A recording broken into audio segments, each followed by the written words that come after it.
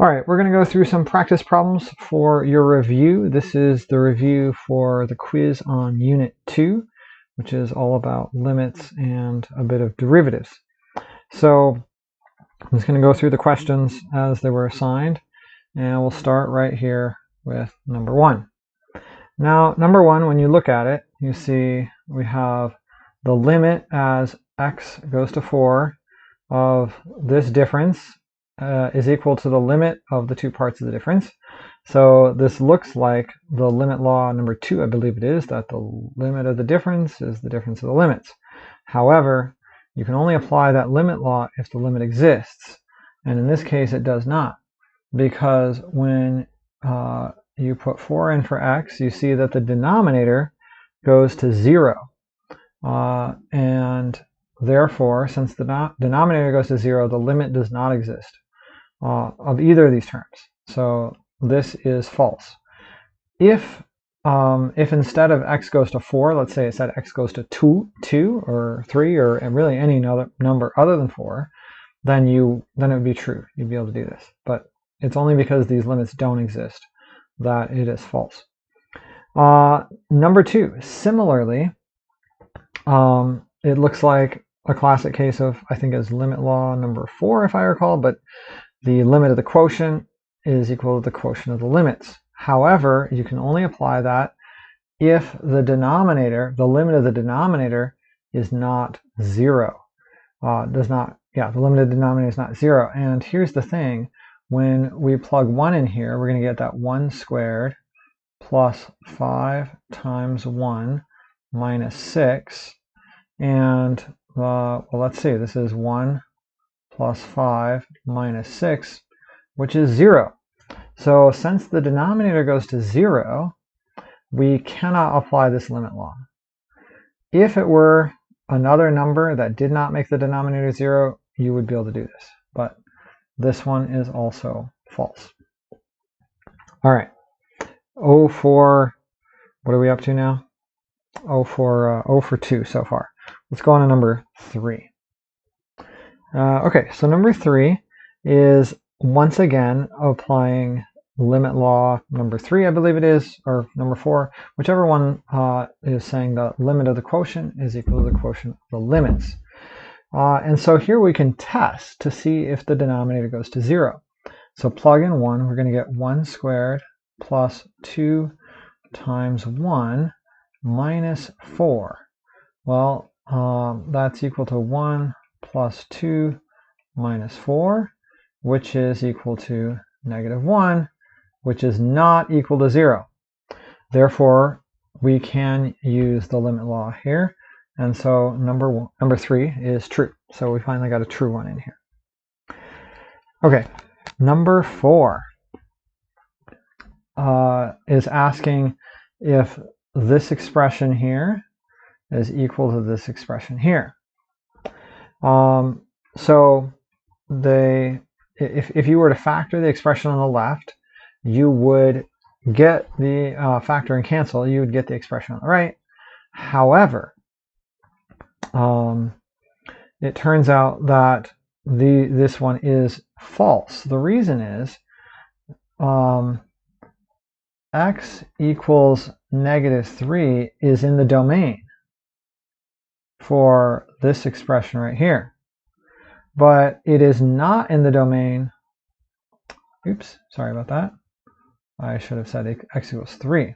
All right, x equals 3 is in the domain for this expression, but it is not in the domain for that expression, right? Because if I put 3 in there, I'm going to get 0 divided by 0, which is not defined. So these are not equivalent expressions because they have different domains. However, then we go on to number 5, and we can use that factoring. Okay, so the limit as x goes, okay, so that's number 4. Number 4 is false. So the limit, we're moving on to number 5. The limit as x goes to 3, and I'm going to factor the top. Difference of 2 squares, so it's x minus 3 times x plus 3, all divided by x minus 3.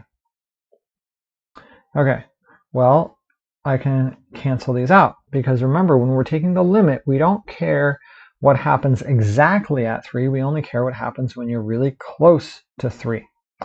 And so therefore, I don't have to worry about the bottom being undefined, I don't have to worry about this expression being undefined, because when we're close to 3, this expression is still defined. Okay, so what that means is that this is equal to the limit as x goes to 3 of x plus 3, which is exactly what we see right here. And so number 5 is true. All right, let's move on to number 6. Number 6, this might be a little confusing. Let's make sure that we really understand what it's saying before we try to answer it. So here we are, number 6. And it's saying that if you have a function such that the limit, I'm just going to write it out. It helps me to think through it if I write it out. So limit as x goes to 5 of f of x equals 2. Okay, and the limit as x goes to 5 of g of x is equal to 0. Oh, okay.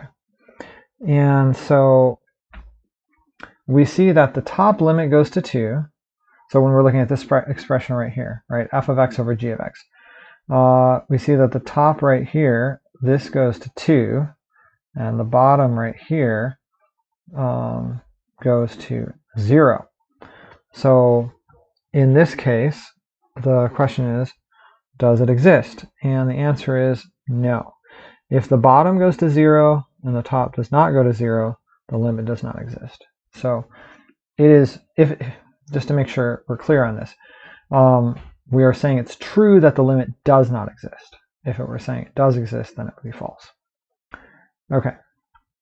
So number 7, though, is a little bit more subtle. It kind of feels like the same question in a sense.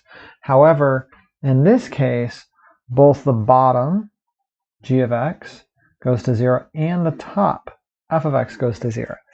Can we then conclude that the limit does not exist? Well, we could try to think of some examples. And here's, in playing around a bit, maybe we'd think of this example. Think about this. The limit as x goes to 5, and let's put the difference of 2 squares on the top. So x squared minus 25 divided by x minus 5 on the bottom. Okay, so if we look at this, we see that the bottom, as x goes to 5, the bottom goes to 0, right? This goes to 0. And then the top also goes to 0. Let me just draw a little line here. Make sure we're clear. These are 2 different problems. So since the bottom and the top go to 0, we see that it matches the description here. However, if we do some factoring, we're going to get that the limit as x goes to 5 of x minus 5 times x plus 5 divided by x minus 5 is an equivalent expression. Well, these cancel out. And then I get the limit as x goes to 5 of what's left, which is x plus 5, and that is, of course, equal to 10. So you could also graph this on your calculator or in Desmos and get a sense of what's going on here. But number 7 is false, because right here we found an expression, we could call this f of x, the thing on the top, and the bottom g of x. We found something that matches this, but the limit in fact exists. So number 7 is false. Okay, number 10. I did not assign 8 or 9 to you, so we're skipping down here to number 10. And wait, did I assign number 10? No, I'm sorry. Number 11, rather, was the next one I assigned. Okay, number 11 says if p is a polynomial then the limit as x approaches b of the polynomial is equal to the value. And basically what this is saying is that the limit is equal to the value. And we have a theorem that says that is in fact true. So we don't really have to do anything else. Just cite the theorem. I think I called it the plug-in theorem. The text calls it something else. But this is true of any polynomial. The limit is always equal to the value. So that's pretty straightforward. Okay, so that's 1 through 11. Let's keep going. And the next one I assigned, I'm pretty sure, is number 12. Hopefully I'm getting these right. Okay, number 12. It says that if you have the difference of two limits, f of x and g of x, and both of these go to infinity, that if you take the difference, it's 0. I mean, kind of like saying infinity minus infinity is equal to 0. That is not true. We can't do infinity minus infinity, and when it comes to limits, it could be 0, but it could also be 5, or it could be lots of different things. And so that is false. All right, number 13. A function can have two horizontal asymptotes. That is true. And so an example of that might be, I don't have a formula for it, but we could imagine offhand, we could maybe come up with one. But imagine a function like this. So here are my asymptotes. Or actually, you know what? I think the inverse tangent function looks something like this. So we could have going from the negative, it has an asymptote like that, and then going to the positive, a different asymptote. So those are two separate horizontal asymptotes for that function. All right, and now we're going to continue on to, I believe it's number 15. Okay. Oh yeah, 15. That's right. So this one's a little tricky, I will admit. So when you first look at it, it's like, okay,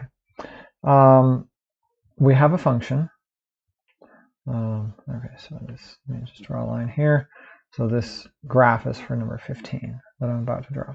So I have a function here. And at the x value 1, there is a horizontal asymptote. Sorry, a vertical asymptote. Horizontal asymptotes for number 13. And so if there's a vertical asymptote, then number 15 is saying that then the function is not defined. So you might imagine a function like this, right? You might say, okay, there we go. That is my f of x. And it's not defined at the asymptote. Okay, so you can engage in a little bit of mathematical trickery here.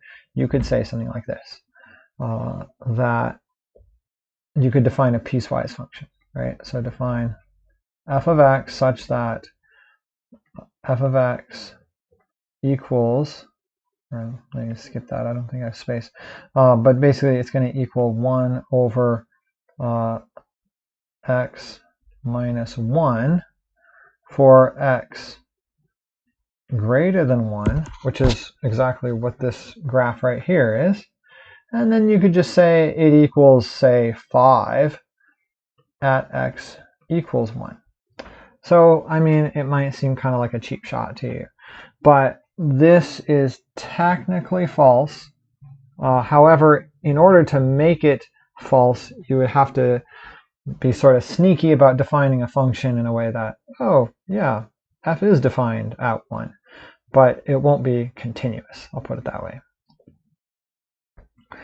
All right, number 18, is that where we're at? Okay, I think 18 is the next one. All right, so let me draw this here. All right, if f is continuous on the interval -1 to 1, and f of -1 is 4, and f of 1 is 3, then there exists a number r such that absolute value of r is less than 1, and the key part is that f of r is equal to pi. So I like to have sort of a graph here. And so let me just draw a graph. And I'm interested in values between -1 and 1.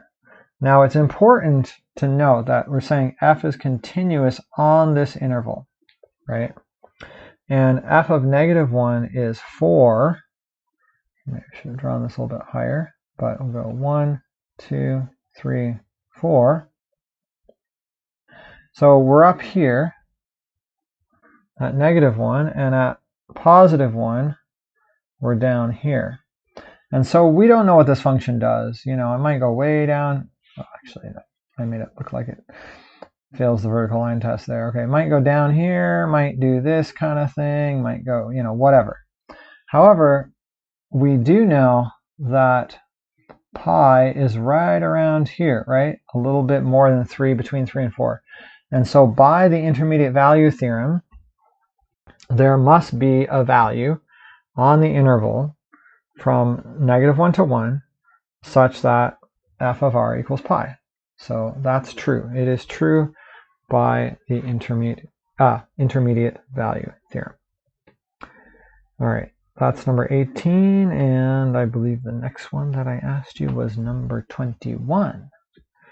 Okay, number 21 says, if f is continuous at a, it is differentiable at a. That is false. And typical examples of this are functions that have a sharp corner, or what we call a cusp. And so we might have a function like this, where it comes, you know, down here, comes to a sharp point, and goes like that. Okay. It is continuous at all these points, including right here. That's still defined. You know, from the graph, we would say that f of 0 is probably equal to 0, so it is defined. However, at this point, the derivative f prime of 0 does not exist. There is no derivative if you have a sharp point like that. So that's why 21 is false. Okie doke. Number 24. Okay. So the question is, do we have a root on the interval from 0 to 2? And so what we're going to want to do is we're going to want to plug in 0 and plug in 2 and see if there's a root. You know, does it cross the number 0 between 0 and 2? Okay, so if I plug in 0, I get 0 to the 10th power minus 10 times 0 squared plus 5. Well, of course, this is 0 and this is 0, so that equals 5 when I plug 0 in. Go ahead and delineate that. Okay, now let's plug in 2. All right, so what is 2 to the 10th power minus 10 times 2 squared plus 5? Well, 2 to the 10th power is, I believe, 1024. And then, let's see, 10 times 4 is going to equal 40. Okay, so let me just put 40 in there. Minus 40. And finally, plus 5. Okay, so what do I get from this? I get that, oh gosh, I'm going to do this in my head. It's going to be 984 plus 5, so 989? Is that right? I don't know. I hope I'm not messing this all up. And so, yeah, I think that what we get here is that from here to here, it does not actually cross 0. Now, I guess that doesn't actually tell us anything, though, does it? Because it could cross 0. Like, basically what could happen is we could have this graph. You know, it could be at 0, it could be up here. It could go down here, and by the time we get to 2, it could be up here again. So, what we could do is we could look at a graph. And I don't know if I feel like doing that. Another thing we could do is test another value. And actually, if we look at this expression, I'm just thinking, let's plug 1 in for x. And so if we plug 1 in for x, I can actually see right now I'm going to get a negative number, because 1 to the 10th is 1, and then it's minus 10 times 1 plus 5. Okay, so let's see, that's negative 9 plus 5 is negative 4. So I get a negative 4 when I plug a 1 in, and I get a 5 when I plug 0 in. So that means actually there is a root between between 0 and 1. Also, since there's at least one root, also since from 1 to 2 I go from negative to positive, so negative 4 to 989, that means there's another root between 1 and 2. So actually, not only does it have a root, it has at least 2 roots. And so number 24 is true by the intermediate value theorem. And we can also, let me just point out here, this right here is a polynomial. Because it's a polynomial, it is continuous everywhere in its domain. And that's another reason I can use the intermediate value theorem. If it were not a polynomial, I might not be able to use that. I would have to make sure I'm working with a function that is continuous on the domain to use the intermediate value theorem. Okay, 24. And let's move on to 25. And number 25 says this. If f is continuous on A, so is the absolute value of f. So we got to think a little bit intuitively here, right? Saying, you know, let you think of some examples. Okay, so you have some, let's say you have some, let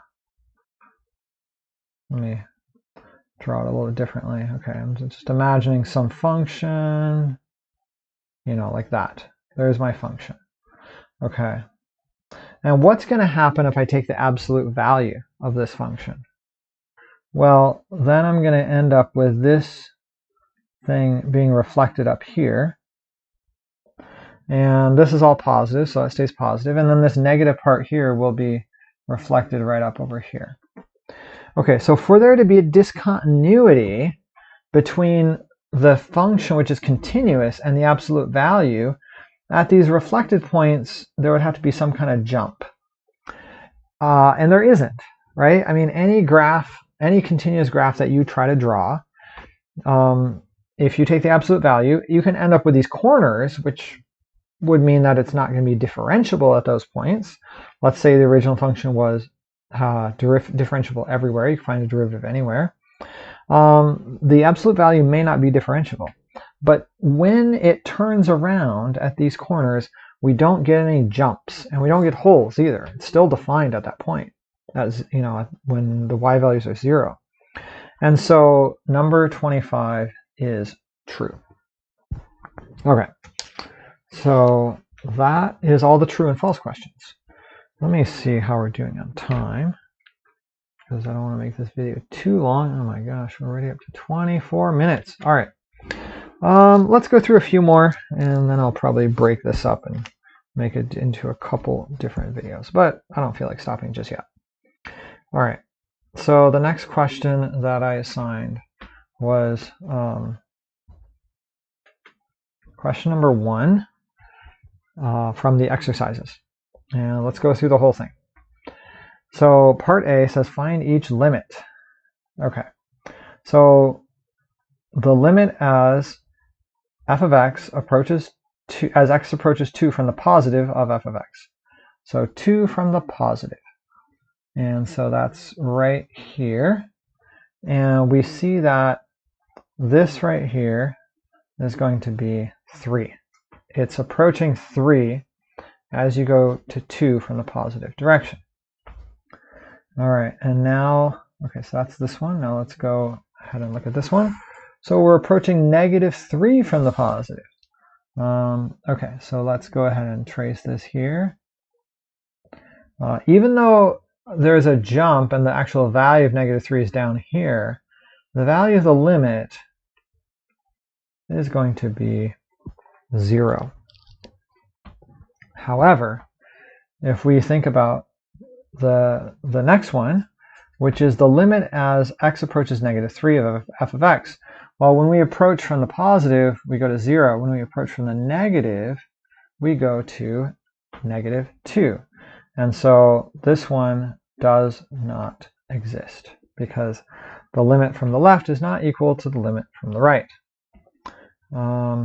Okay, let's go up here to number 4. And that's saying as x approaches 4. So let's see, 1, 2, 3, 4.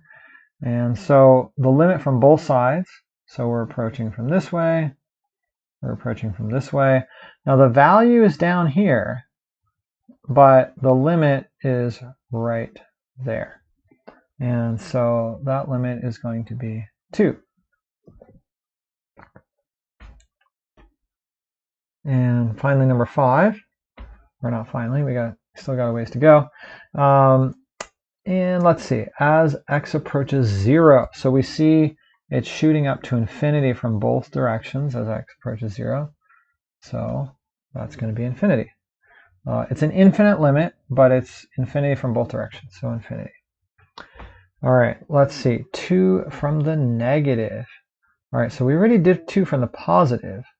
So now let's look at 2 from the negative. And 2 from the negative, we see it's just going down. And so we're going to call this negative infinity. And then finally, infinite limits. Well, we just have to make a best guess based on what information the graph is giving us.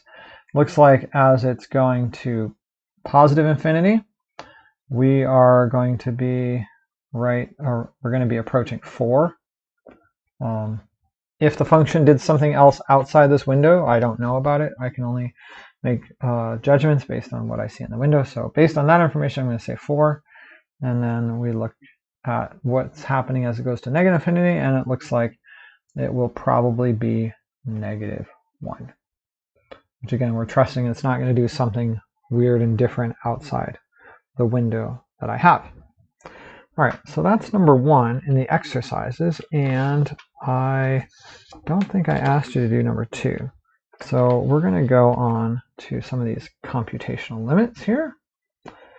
So here we go. Find the limit. I think I asked you to do 3, 4, and 5. And so let's start with 3. Okay, so the limit as x approaches 1 of e to the x cubed minus x. Well, I can rewrite this as the limit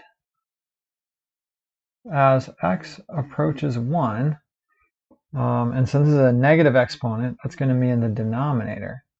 So it's going to be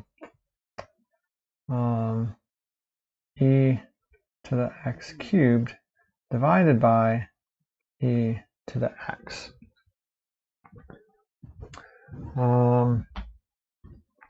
Okay, so what can I do here?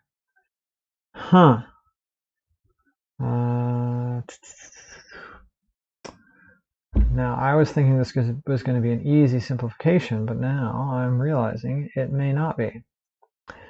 And, all right, well, I don't want to sit here and flounder on live video, so I'm gonna go ahead and wait on this. Let me think about this, and go on to the next one. If something pops in my mind, I'll come back to it. Otherwise, I will have to revisit it in class. Number 4. Let's go to number 4 here. Okay, so in this case, if the limit of the denominator does not equal 0, I can simply take the limit of the quotients. And so let's go ahead and test that. Let's see, if I plug 3 in for x, I'm going to get 3 squared plus 2 times 3 minus 3. Well, 9 plus 6 is 15 minus 3, so that's 12. So that means the denominator, the limit of the denominator is not 0. And so I can go ahead and use the quotient of the limits here. So this is equal to the limit as x goes to 3 of x squared minus 9. Let me rewrite that a little more clearly. X squared minus 9 and divided by, put parentheses around that, the limit as x goes to 3 of x squared plus 2x minus 3. Okay, so on both the top and the bottom I have polynomials, and when I have polynomials I can just plug in. And so we see at the top, if I plug 3 into the top, I get 9 minus 9, which is 0. And if I plug 3 into the bottom, as we saw here, I'm going to get 12. And 0 over 12 is equal to 0. Okay. Let's go on to number 5. Now, number 5 is saying what happens as we go to negative 3. And let's find out if the bottom approaches 0. And so if I have negative 3 squared plus 2 times negative 3 minus 3, well, this is 9, this is negative 6. Well, gosh, that one does equal 0. So now I can't do the thing I did in number 4 where I just plug them in. I'm going to have to do a little extra work. And so let's write this out. Limit as x goes to negative 3 of the expression. And I'm going to go, the trick here is to factor it. And so I'm going to just go ahead and write the factored form right here. So the top is difference of squares. And so it's x minus 3 and x plus 3. And on the bottom, the factors looks like it's going to be x plus 3 times x minus 1. So x plus 3 times x minus 1. Excuse me. Okay, so in this case, I have an x plus 3 on the top, x plus 3 on the bottom. And so now my denominator is no longer going to 0, and so I can take the limit of the quotient, or the quotient, whatever's right. The limit as x goes to negative 3 of x minus 3 divided by the limit as x goes to negative 3 of x minus 1. All right, well, we can just plug it in, and that's going to equal, let's see, negative 3 minus 3 is negative 6, and negative 3 minus 1 is negative 4. And so that means my limit should be, well, negative divided by negative is positive. So, and I reduce, I'm going to get 3 over 2. Maybe I should be putting boxes around these. That's 0. That's 3 over 2. All right, so that's number 5. And from here, I believe I asked you to do number 7. So let's go down to 7. And I'll write that one right down here. Okay, so let's go ahead and multiply this out right here at the beginning. And so h minus 1 cubed, that's going to be, well, let me actually write it properly with a limit. Okay, so the limit as h goes to 0, and in the numerator, I'm going to have h cubed. Oh gosh, I always get my pluses and minuses mixed up here, don't I? Can I do this without writing it all out? Okay, well, for the first one, it's going to be times, okay, so this is going to be minus 3. And by the way, you can multiply this out with a box and you know, get it that way. I'm just trying to use what I recall from expanding these binomials without doing the whole box thing. And then this would be, then negative 1 would be squared, so that'd be positive 1, and so that's going to be plus 3 h. And finally, negative 1 cubed is going to be negative 1. And then I have a plus 1 out here, and all divided by h. Okay, so these cancel out.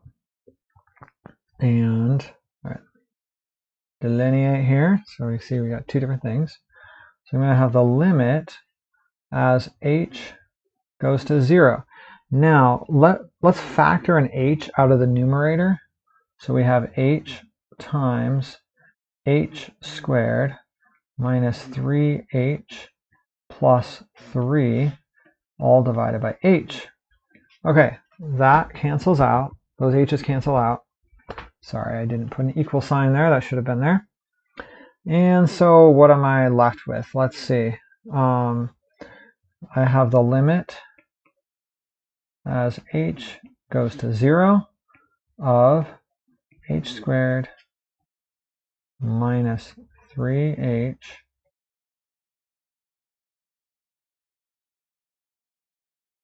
plus 3. Okay, well, here's the thing.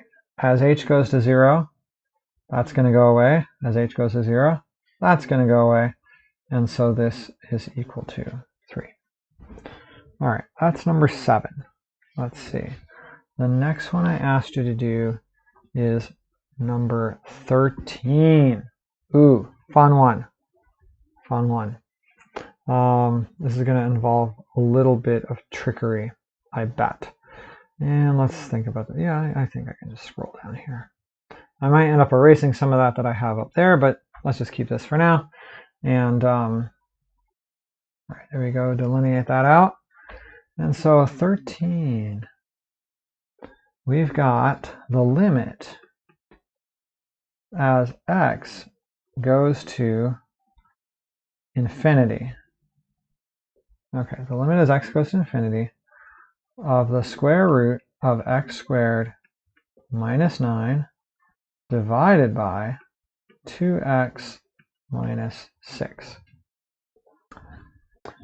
Okay, so I think that our sort of trick that we talked about in class was I'm going to divide the top and bottom by x.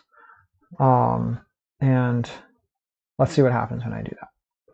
All right, so this is equal to the limit as x goes to infinity of the square root of x squared minus 9 divided by x. And then that's all divided by 2x over x minus 6 over x. Okay, so this cancels out, and in the denominator, it's, you know, not too much craziness going on. I have 2 minus 6 over x. So that's the easier part. The numerator is where it gets a little trickier, but this is where you have to go along with me with a little bit of trickery and see that x is equal to the square root of x squared. And so if I can do that, then I can take the square root of the whole thing. And I'll say, okay, now I have the square root of x squared over x squared minus 9 over x squared. Oops, I forgot to write the limit in there. My apologies. Okay, so keep in mind that limit is still there. Okay, and now it looks pretty clear that the denominator is not going to go to 0. And so let's go ahead and take the limits of the different parts.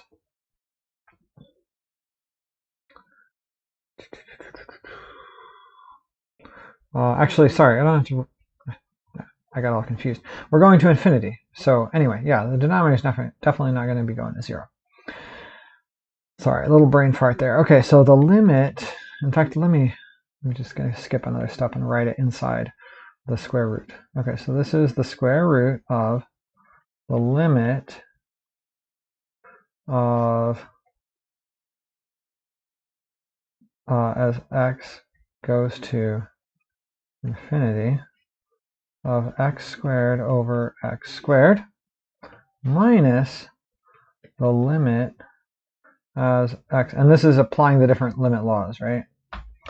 X goes to, we have the difference limit law, and then whatever the root one is called, 9 over x squared. And this is all divided by the limit as x goes to infinity of 2 minus the limit as x goes to infinity of 6 over x. Okay, let's look at these different parts here. So notice first of all that this one right here, that goes to 0, so that goes away, because as x gets big, that gets tiny. Also this thing right here, that's going to go away, because 9 divided by x squared, as x gets big, that's going to go to 0. So we're left with the other two parts. And a simplification, actually, I could have made here. X squared divided by x squared is just 1. And so this is equal to the square root of the limit as x goes to infinity of 1 divided by the limit as x goes to infinity of 2. Well, now it becomes very easy because it's just square root of 1 over 2, which is 1/2. So there you go. That's number 13. Okay. I'm going to check the time here again. And we are now at 42 minutes. Okay, I think this is long enough for one video. And I'm getting a little tired out. So I'm going to stop this one and I'm going to do more problems for you in another video.